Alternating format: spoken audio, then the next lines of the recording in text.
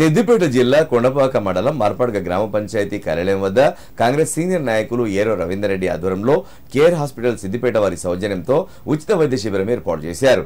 ఈ వైద్య శిబిరానికి రాష్ట్ర హౌసింగ్ కార్పొరేషన్ మాజీ చైర్మన్ మడుపు భూమిరెడ్డి హాజరై ఆరోగ్య పరీక్షలు చేయించుకున్నారు. అదేవిధంగా గ్రామస్తులకు వైద్యులు ఆరోగ్య పరీక్షలు నిర్వహించి ఉచిత మందులు పంపిణీ చేశారు. ఈ సందర్భంగా వారు మాట్లాడుతూ గ్రామాల్లోని పేద ప్రజలకు మెరుగైన వైద్యం అందించడానికి ఉచిత వైద్య శిబిరాలు ఎంతో దోహదపడతాయని చెప్పారు. తమ కోరిక మేరకు గ్రామంలో ఉచిత వైద్య శిబిరం ఏర్పాటు చేసిన కేర్ వైద్య బృందానికి గ్రామస్తుల తరఫున రవీందర్ రెడ్డి ప్రత్యేక కృతజ్ఞతలు తెలిపారు. కార్యక్రమంలో కేర్ ఆసుపత్రి వైద్య సిబ్బంది గ్రామస్తులు పాల్గొన్నారు.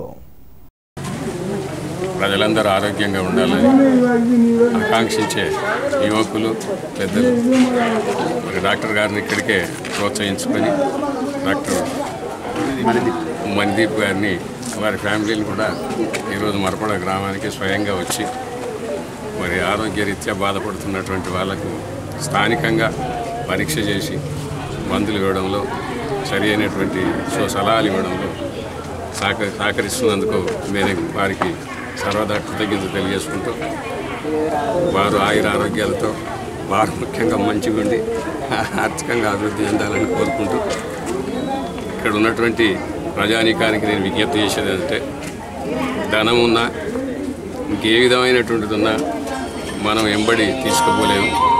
ప్రతి వ్యక్తి కూడా పుట్టడం గిట్టడం అనేది సహజం. బ్రతికినన్ని రోజులు ఆరోగ్యంగా బ్రతికితే అది ఎంతో ఆర్థికంగా కాదు అన్ని విధాలుగా బాగుంటుంది. మానసికంగా బాగుంటే ఆర్థికంగా బాగున్నట్టు లెక్క.